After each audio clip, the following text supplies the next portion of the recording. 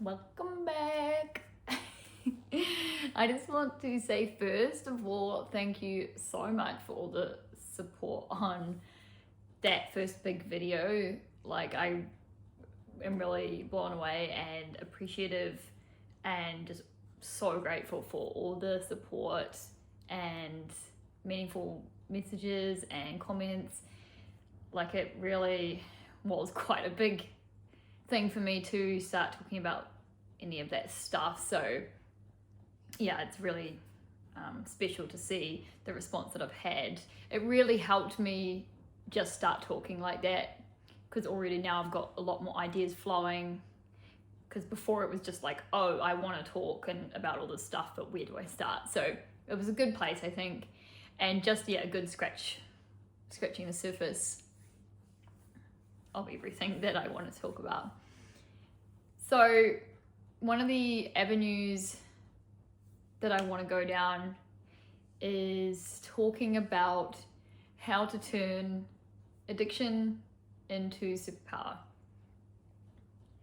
I do touch on how I was addicted to weed when I was younger, as it helped me through a lot, or so I thought it did. Basically, addiction, I think, is something that we have, or something that we may do when there's something missing and you're trying to fill a void, or you're trying to avoid some sort of feeling, situation, whatever that may be. I know that I've done both.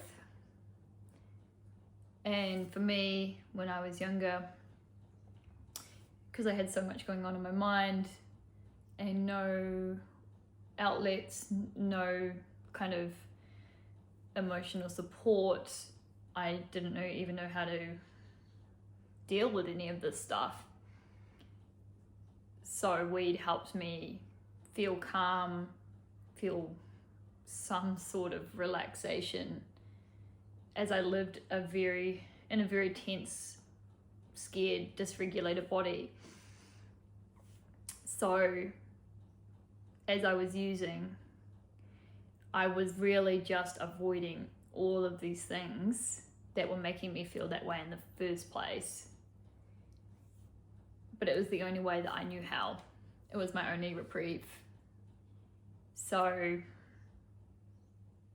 what I want to start explaining is how I got on top of that and how it's actually helped me in the long run. So basically, I was a proper little stoner. I literally smoked 24/7. Like whatever I'd do, the people I was hanging out with were all like quite a bit bigger than me, and I could keep up with them. And it's all we did all day. The amount of times I sat in a circle in a tin shed in TA. Still some funny memories, I tell you. Like, I would clean out my sister's car for coins to get like a small amount of weed. I started doing that religiously and doing whatever I could to get money to get weed. My life began to revolve around it. It was all I cared about. It was the only thing that made me feel okay. And then I actually started building something from this. I got a lot of weed, broke it down, sold it, got more money for more weed. So it was a kind of cycle, and I get a little bit bigger each time, to where I'd actually created quite a big thing from this. Me now understands that what I had really been doing is making weed my passion, and I really put a lot of work and time into this, and I would have done whatever it took to achieve these goals. What were my goals? Getting high, getting more weed. Where's the next hit from? And I very, very, very rarely went without it. In fact, there was a period for maybe 2 solid years that I didn't miss a day. And yeah, I worked very hard on that. I thought when I was younger that I had no ambition. But anyone with addiction really does have it in them, but it's just on the wrong thing. Here I am BMXing across TA to go sell some tinnies, then BMXing all the way to the other side, maybe to Kihikihi, which is a nearby town, to get more, to make more, not realizing that is ambition. And once I started to get older and I went away from it because I had to, because of those unfortunate circumstances where I got caught, at first I was so angry. But then I realized I can apply that same drive and ambition to anything that I want to do. You start off small. It might be hard even at the start. No one knows you. Maybe it's hard to find. Maybe it's expensive, all these different things. But you're so driven to get it that you just keep trying. And you keep trying different avenues. You hunt it down. You hustle. You do these things. And then that's when what I realized when I started modeling, I applied that same concept. And I did it. And I slowly built up a huge portfolio and huge network in New Zealand among other passionate people around that, just like I had done with weed. And it's quite a funny concept to think about, because I know a lot of people that may be stuck in that cycle and just using to escape or to numb or whatever that is, thinking they've got nothing, feeling like they've got nothing. You do have it in you. You just have to believe it and then apply it to whatever you want. And it feels like hard work, but really, if you find something that you're passionate about, it's not even work. It's something you want to do, just like I wanted to get high. And now I want to feel that natural high of doing a photo shoot or playing a gig or these kind of things. Things I never ever thought I could physically do. It's not easy to overcome addiction. It isn't. It still is a lot of physical, huge amount of mental capacity to deal with the things. Sometimes it might take a traumatic event like it did for me to really take a look at yourself and want to change, want better for yourself. And it's still easy to slip backwards. When I was first changing, I kept slipping back, but it doesn't mean that you haven't actually grown. It's just like the image you might have seen where a circle like this, you're going around in circles, but if you look at it from a different way, it's actually going along. So that's how I like to look at it. It's okay if you make mistakes, as long as you actually can self-reflect and learn from them.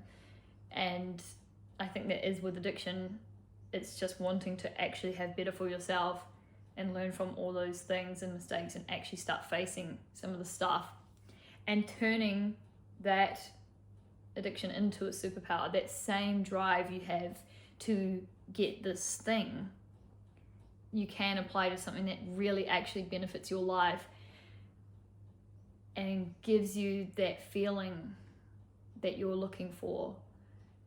You might have to try things you never thought you would want to do. I never thought I would snowboard.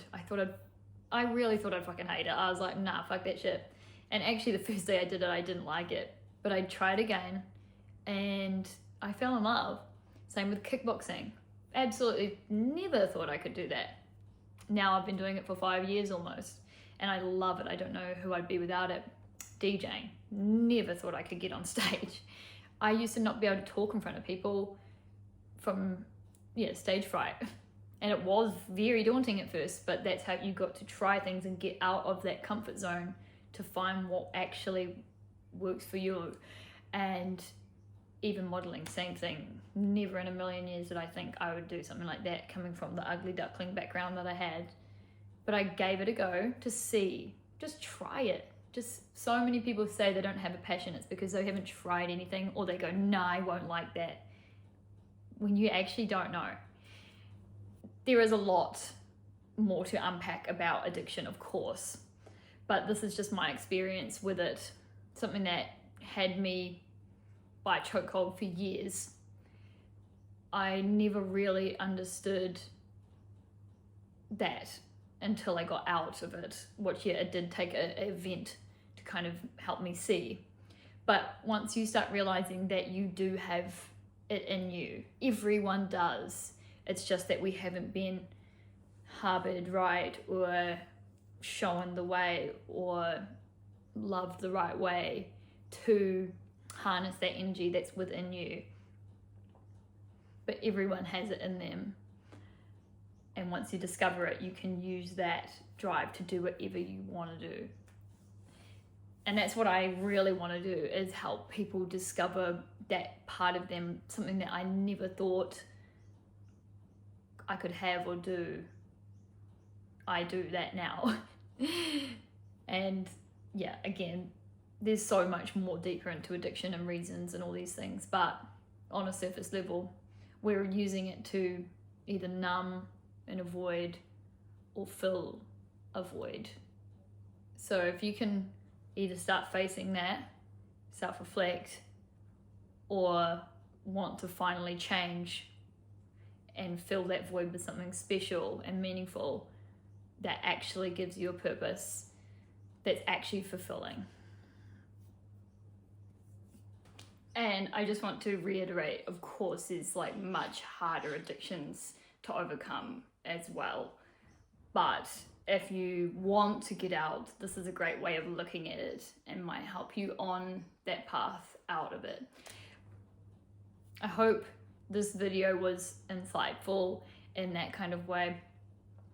There's still a lot more that I could say on this topic. I would love if you could comment below any more like questions, anything deeper on the topic that you'd like me to cover, as there is so much that I could. But yeah, that's just me touching base a little bit on my experience with it. Man, I'm glad that I had that as a part of my life.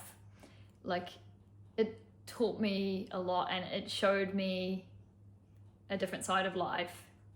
So I am thankful, but I am very grateful that I managed to get out of that cycle and created something for myself. And I really hope that I can help inspire you to do the same. Hello. Thank you again for the support. It means the world while I'm on this journey of figuring out the way that I can help people, or the way that I can spread this light that I've discovered in myself to others. Thank you again. Bye.